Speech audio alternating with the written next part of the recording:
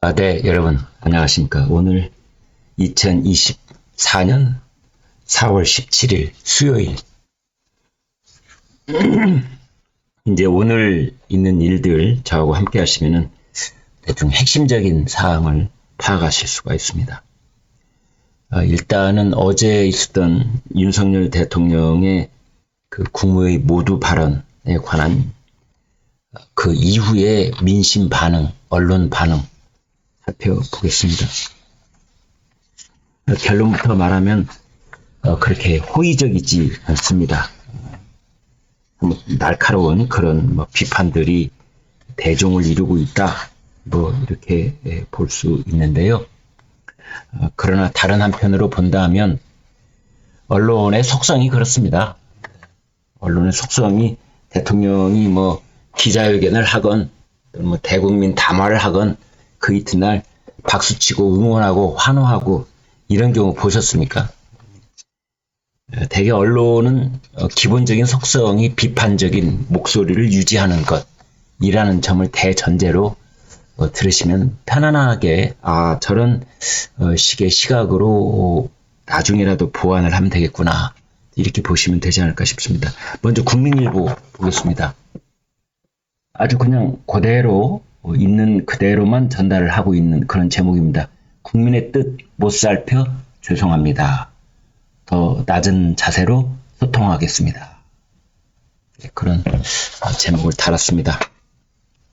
총선 패배 후 처음으로 입장 발표를 했습니다. 저부터 잘못됐습니다. 민심은 어머니의 매나 같습니다. 의료개혁은 계속 추진하겠습니다. 의견을 경청하겠습니다. 이렇게 대통령이 말한 것을 그냥 고스란히 전달하는 방식의 보도를 했습니다. 국무회의와 참모진회의에서 이같이 밝혔다고 대통령실 고위 관계자가 전했습니다. 윤 대통령은 총선 결과와 관련해서 한편으로는 당의 선거운동이 평가받은 것이지만 또 한편으로는 정부의 국정운영이 국민들로부터 매서운 평가를 받은 것으로 받아들인다, 이렇게 말했다고 합니다. 이제 이 대목이 저는 눈에 들어오던데요. 뭐냐면 엄밀하게 따지면 이번 총선 결과는 그 국민의힘 그리고 한동훈 비대위원장이 이끈 총괄 선거대책위원장이었잖아요. 이제 거기가 평가받은 것이다. 당의 선거운동이 평가받은 것이다. 이 대목이 그냥 쓴 단어가 아니라고 저는 봅니다. 당의 선거운동이 평가받은 것이다. 1차적으로는. 저도 대통령의 이 말에 동의합니다. 대통령은 선거에 절대 개입할 수 없고 정치적 중립을 지켜야 되는 그런 입장이거든요. 그런데 나중에 선거 끝난 다음에 선거에 대한 책임을 대통령한테 계속 묻고 사과하라 한다는 거는 저는 논리적으로 앞뒤가 좀 어긋난다, 이렇게 봅니다. 그러면서 대통령은 그러나 정부의 국정운영이 평가받은 것이라는 그 매서운 평가 받아들인다, 그랬습니다. 서울신문, 저부터 잘못했습니다. 국민 못 살펴서 죄송합니다. 거의 비슷하게 이렇게 제목을 뽑았습니다. 비공개 회의에서도 거듭 자성 모드였다. 올바른 국정의 방향을 잡고 이를 실천하기 위해 최선을 다했음에도 국민들께서 체감하실 만큼 변화를 만들어내는데 모자랐다, 이런데요. 그러니까 국정 방향은 옳았다, 옳다, 옳을 것이다 라고 대통령은 스스로 믿는다, 이런 거죠. 이제 그걸 대전제로, 그러나 국민들이 그걸 느끼시지 못했다면, 그렇다면 저희가 모자랐던 것이라고 반성하겠다, 이제 이런 논리 구조를 가지고 있습니다. 그러니까 국정 기조를 바꿀 수는 없는 것 아니냐, 바꾸지는 않겠다, 우리의 국정 기조의 기본 방향은 옳다 라는 것을 대통령이 강조한 것이다, 이렇게 볼 수 있습니다. 동아일보, 올바른 국정 방향을 잡았지만 국민 체감엔 모자랐다. 이제 그것을 제목으로 이렇게 뽑았습니다.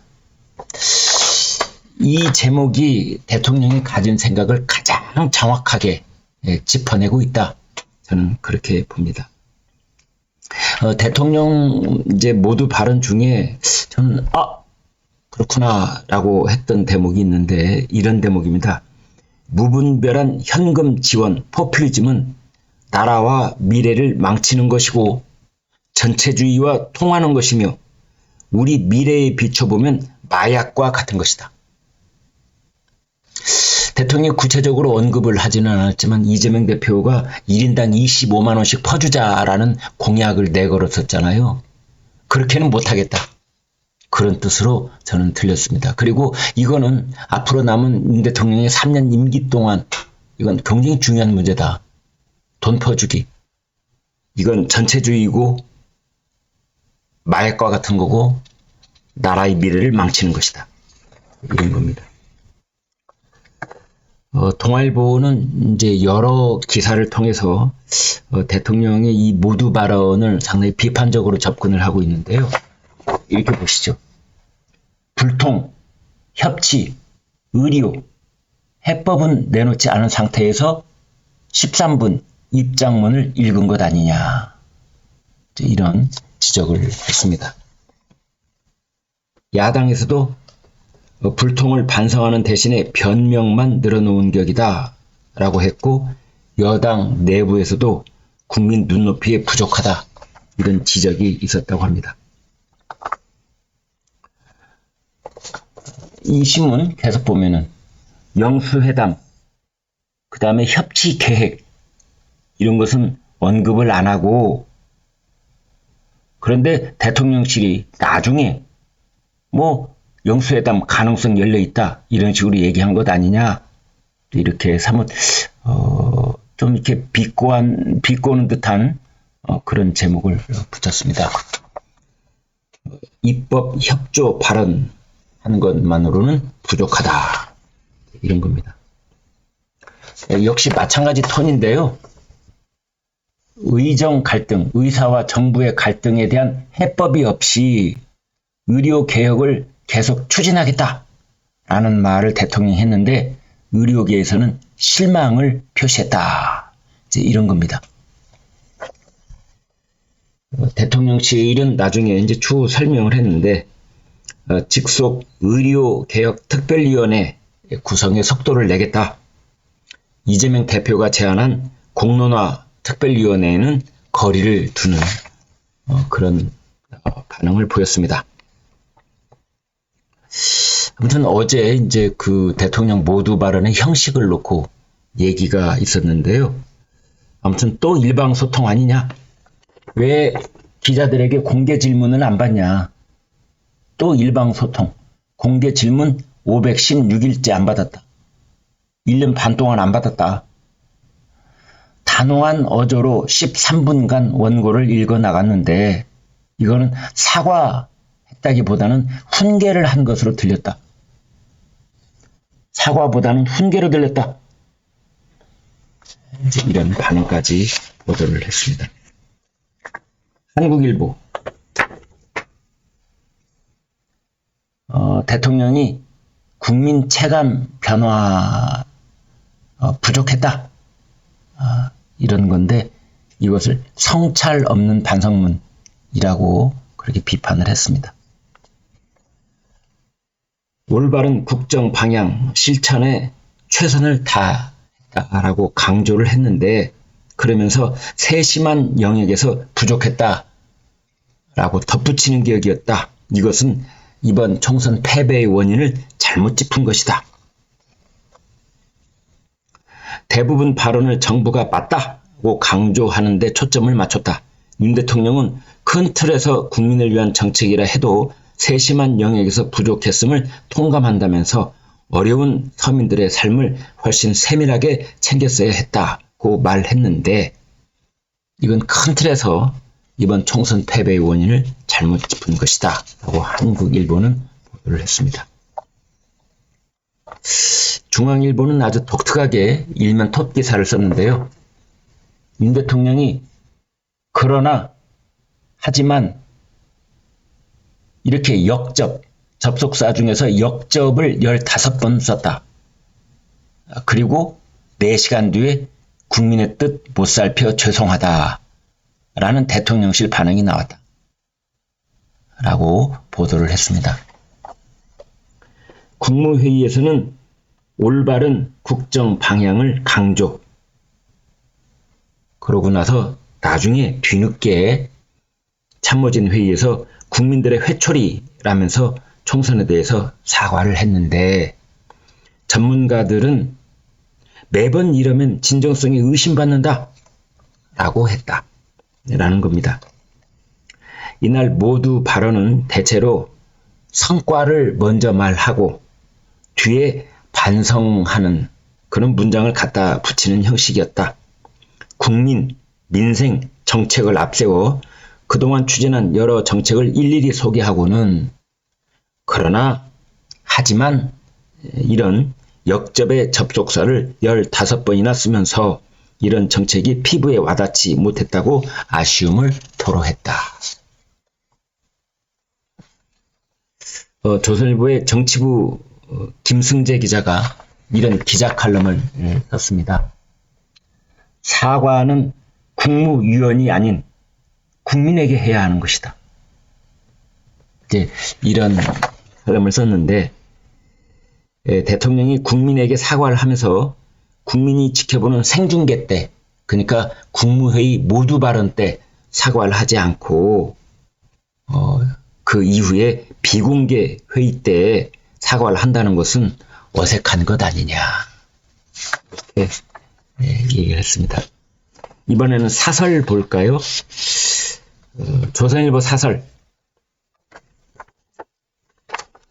비판적으로 지적을 하고 있습니다. 국민 앞이 아니라, 그러니까 생중계 카메라 앞이 아니라 비공개 자리에서 죄송하다고 말했다는 대통령. 이런 제목인데요. 죄송하다는 말을 국민 앞에서 하지 않고 자신들만 있는 자리에서 했다는 것이다. 왜 이렇게 하는지 납득하지 못하는 국민이 많을 것이다. 윤 대통령은 선거 패배의 가장 큰 원인으로 지목된 김건희 여사 문제, 해병대원 사망 사건 문제에 대한 자신의 오만과 독선, 불통에 대해서 언급하지 않았다. 이 문제들은 머지않은 시기에 현안으로 부상하게 돼 있다. 윤 대통령이 가시밭길을 헤쳐가려면 국민을 직접 설득하고 야당의 협조를 이끌어내야 한다. 오만과 불통에서 벗어나 낮은 자세로 이해를 구하고 대화 정치에 나서야 한다. 동아일보 사설 보겠습니다. 이렇게 되어 있습니다. 윤 대통령, 총선 민의와 정치 현실 제대로 읽고 있나? 이런 제목인데요. 지난해 강서구청장 보궐선거에서 패배한 뒤 국민은 늘 옳다고 했던 윤 대통령이다. 그런데 이번 총선에서 나타난 민심의 요구와 당면한 정치적 현실을 제대로 읽지 못하는 듯하다. 여당이 패배했지만 국정기조엔 잘못이 없다는, 한 번 밀리면 계속 밀릴 수밖에 없다는 인식에 사로잡혀 있는 것으로 보인다. 이번에는 중앙일보 보겠습니다. 윤 대통령은 총선 민의를 제대로 깨닫고 있나? 총선 민의를 제대로 깨닫고 있나? 이런 제목을 붙였습니다. 총선 참패 후 첫 발언, 지역적 문제에 천착한 것이다. 본인의 일방통행 스타일, 태도를 성찰할 때다. 윤 대통령은 취임 이후 이준석 전 대표 축출, 김기현 대표 내려 꽂기, 문답 기자회견을 기피, 김건희 여사 명품백 수수 논란 등에서 시종일관 밀어붙이는 모습만 보여줘 대선 때 자신을 지지했던 중도층을 등돌리게 만들었다. 한마디로 정책보다는 정치가, 스타일과 태도가 문제였다. 윤 대통령의 어제 발언엔 이런 부분에 대한 성찰이 부족하다. 네, 이런 사설들이 있었습니다.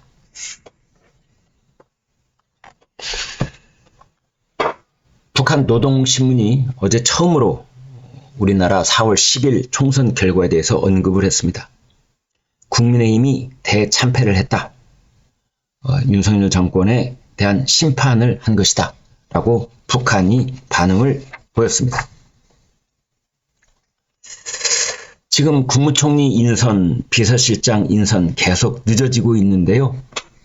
한덕수 총리를 유임하는 것 아니냐, 이런 관측도 나오고 있습니다. 윤석열 대통령이 국무회의에서 인사와 관련된 문제는 일절 발언을 하지 않고 침묵했습니다. 하마평에 오른 인사들에 대해서 야당 쪽에 부정적 의견이 많고 총리 낙마 우려에 폭탄 돌리기 한다, 이런 설도 있습니다. 국정 쇄신을 그 기회를 놓칠 수도 있다, 이런 우려도 나오고 있습니다. 한덕수 총리 유임 가능성도 조심스레 제기된다. 윤 대통령은 한덕수 총리와 주례 회동에서 민생 안정을 위해 공직사회의 일하는 분위기와 공직 기강을 다시 점검해 달라면서 국정 운영 컨트롤 타워로서 한 총리의 역할을 강조했다. 실제 총선 참패로 국정 동력이 떨어진 상태에서 총리까지 바꾸는 것은 불안전성을 지나치게 키울 수 있다는 시각도 없지 않다.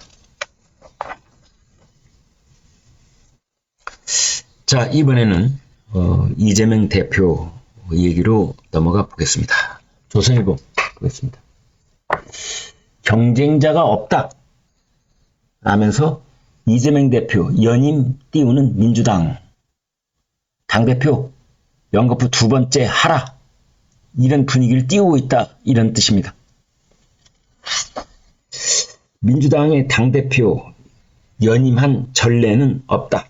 그런데도 불구하고 친명계 정성호 의원, 이재명 대표 연임 카드 나쁜 게 아니다. 통합 강화, 대여 투쟁 위에 필요하다.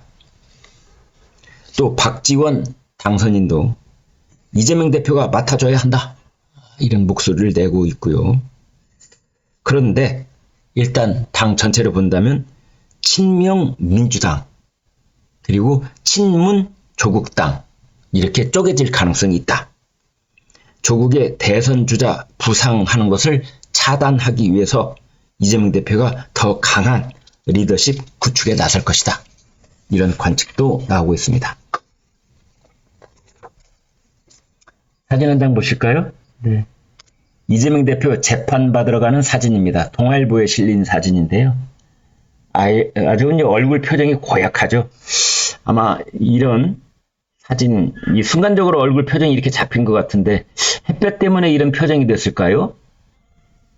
왼쪽 가슴엔 세월호 상징 마크를 달고는 있는데 아주 얼굴 표정을 고약하게 잡은 그런 사진입니다. 네. 이 사진은 어제 서울중앙지법에서 열린 대장동, 유래, 백현동 성남FC 관련 배임 뇌물 혐의 공판에 출석하는 그런 장면입니다.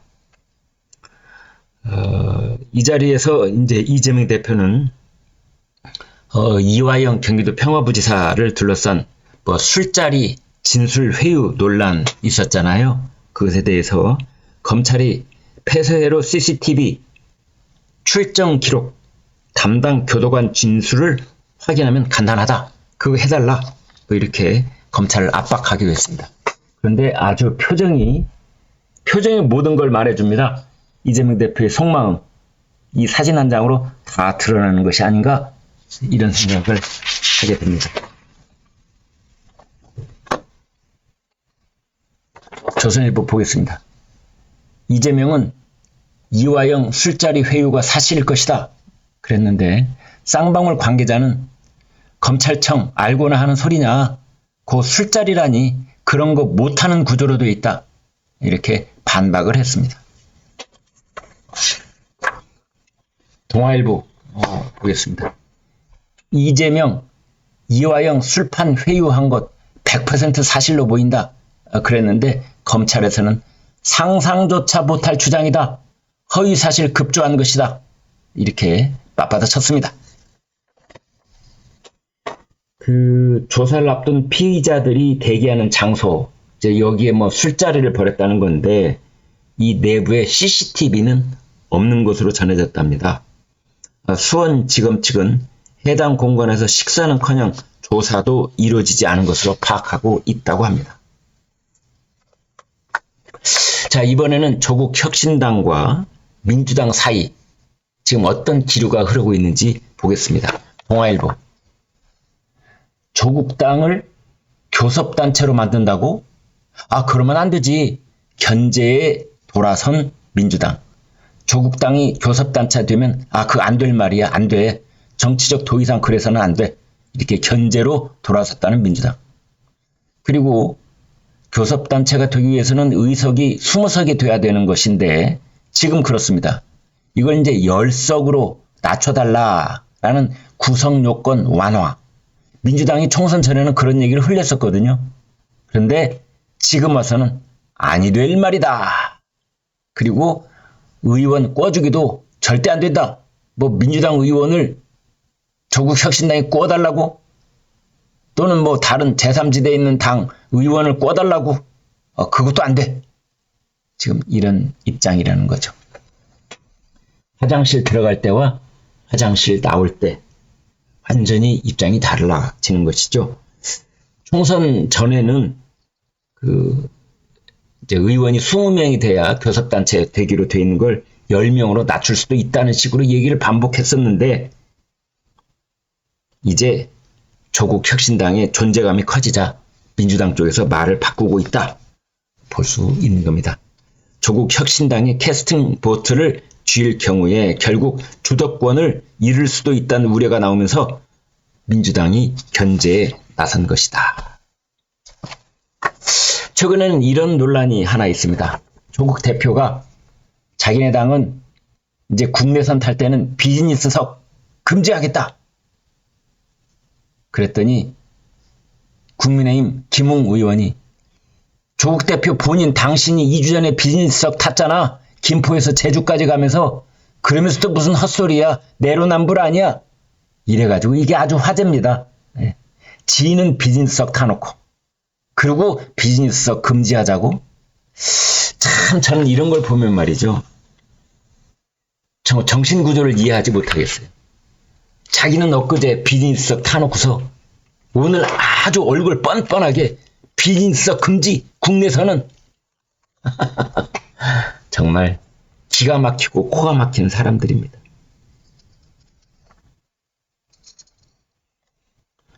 김웅 의원이 이렇게 조국의 내로남불을 꼬집었는데요. 지난 4월 2일 김포에서 출발한 제주행 아시아나 비행기 편명 적시를 한 다음에 이 비행기 비즈니스석에 탄 사람은 누굴까요? 내로남불의 GOAT, Greatest of All Time, 특정 분야 역사상 최고인물, 내로남불의 최고인물 탄 거 아니냐? 이렇게 공개를 했습니다. 이번에는 국민의힘 보겠습니다. 뭐 잔치집입니까? 서로 웃고 그냥 화기애애 희희낙낙 악수를 하고 등을 두들겨주고 아주 뭐 큰 페스티벌에 온 것 같아요. 잔치집. 술잔만 돌리면 아주 제격이겠어요. 왼손에 샴페인잔 하나 들고 있는 것 같은 착각을 줄 정도로 화기애애하고 분위기 좋은데요. 대참패를 당한 국민의힘 당선인들 모임입니다. 국민의힘과 비례 유성정당 국민의미래 당선인들이 16일 서울 여의도 국회에서 열린 당선인 총회에 참석해 인사를 나누고 있다. 화기애애한 분위기 속에서 서로 당선 축하 인사를 건넸다. 총선은 참패하고 자기네들은 당선됐으니까 얼쑤 좋다 인사 나누고 이거 아직 정신 못 차린 거 아닙니까 여러분? 기자들이 사진 찍고 있는 중앙일보 참패의 원인을 찾자며 그런 모임 갖자더니 여당 당선인 총회 자기 소개하다가 끝났다. 뭐 참패의 원인을 찾는다고? 참패의 원인은 언론이 찾아주나? 자기네들은 모여서 희희낙낙 화기애애 서로 인사하고 소개하고 악수하고 등 들겨주고 그러고 끝나나?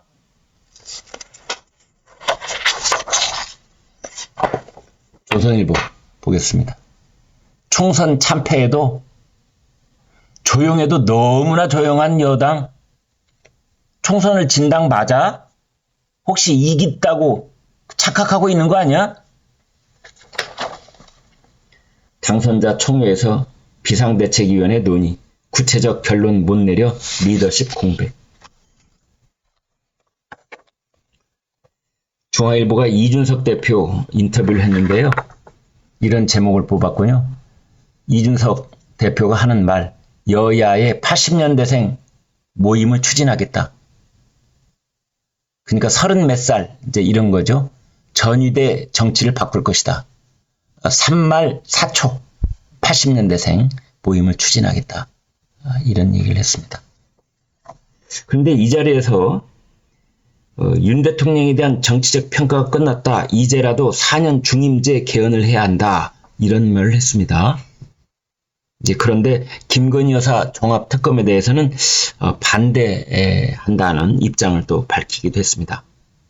4년 중임제 개헌 이렇게 얘기를 한다는 것은 윤석열 대통령 임기 단축을 얘기하는 것이 아닌가 싶습니다. 이준석이 본색을 이제 감추지 않고 도골적으로 이런저런 발언 기회가 있을 때마다 이 점을 강조를 하고 있는데 이제 이런 내용들이 조국 혁신당의 조국이 하고 있는 말하고 거의 궤를 같이 하고 있거든요. 그래서 이 점에 관해서 이런 4년 중임제 개헌 이 문제를 놓고 이준석과 조국 두 사람이 손을 잡는 게 아닌가 이런 말도 나오고 있습니다. 동아일보 보겠습니다. 보조금 28억씩 챙긴 뒤 사라지는 여야 위성정당 이렇게 되어 있습니다. 위성정당 이제 아무도 관심 없죠. 사라지죠. 뭐 모당, 어머니당하고 합당합니다. 국민의힘은 국민의 미래와 합당하기로 의결을 했고 민주당도 이달 안으로 더불어민주연합 해체한다 이렇게 되어 있습니다. 여당 위성정당 국민의 미래 선거 보조금 28억 400만 원. 그 다음에 더불어민주당 위성정당 28억 2,700만 원 받았습니다. 중앙선거관리위원회는 위성정당이 받은 선거 보조금은 모 정당에 귀속된다. 어머니 정당에 귀속된다. 이렇게 말했습니다. 한국일보 보겠습니다. 야당 73%, 여당 17%, 전략공천 성공률 격차가 커졌다. 전략공천을 한 그 지역구의 당선율을 보니까 야당은 73%, 반면에 여당은 17%밖에 안 된다.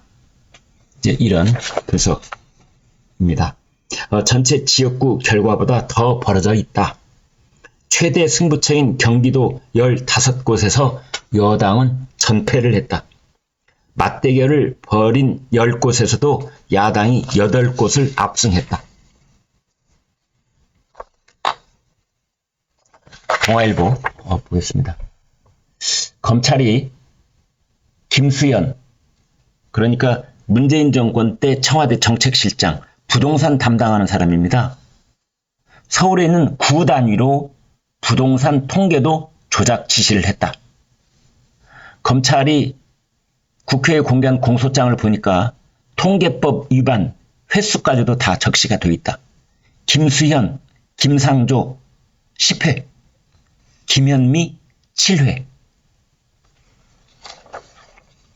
문재인 정부 통계 조작 의혹을 수사한 검찰이 서울 양천구 등 세부 지역 부동산 통계도 김수현 전 대통령 정책실장이 조작을 지시했다고 공소장에 적시한 것으로 확인됐다. 김수현 전 정책실장이 윤성원 당시 대통령 주택도시비서관에게 주중치가 왜 이렇게 높은가? 한국 부동산원이 정확하게 조사한 건 맞냐? 다시 알아봐라! 라고 지시를 했고 사흘 뒤 저번 주 이야기한 양천구 변동률이 제대로 산정됐는지 다시 알아봐라! 라면서 재차 지시를 했다는 게 검찰 조사 결과입니다. 이렇게 통계가 조작됐다는 겁니다. 동아일보 하나 더 보겠습니다. 복지 차관이 뭐라고? 박민수 경질 의사들 집중 타깃으로. 지금 전공의들이 복지 차관을 경질하지 않으면 현장에 복귀하지 않겠다. 지금 이런 조건을 내걸고 있어요. 그래서 지금 여러 가지 비판이 쏟아지고 있는데, 박민수 차관, 복지부 제2차관입니다.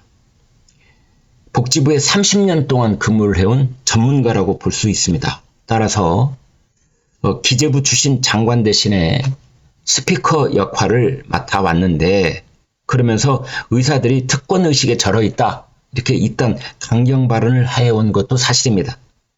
그런데 전공의들은 이 박민수 차관을 경질해야 현장에 복귀할 수 있다 라고 주장하고 조건을 걸고 있습니다. 대통령실은 그럴 수 없다. 박민수 차관은 악역을 맡았을 뿐이다 라고 선을 긋고 있다고 합니다. 네, 오늘 김광일TV 4월 17일 수요일 새벽에 저와 함께 우리나라 정치 상황을 함께 점검해 봤습니다. 여러분 고맙습니다.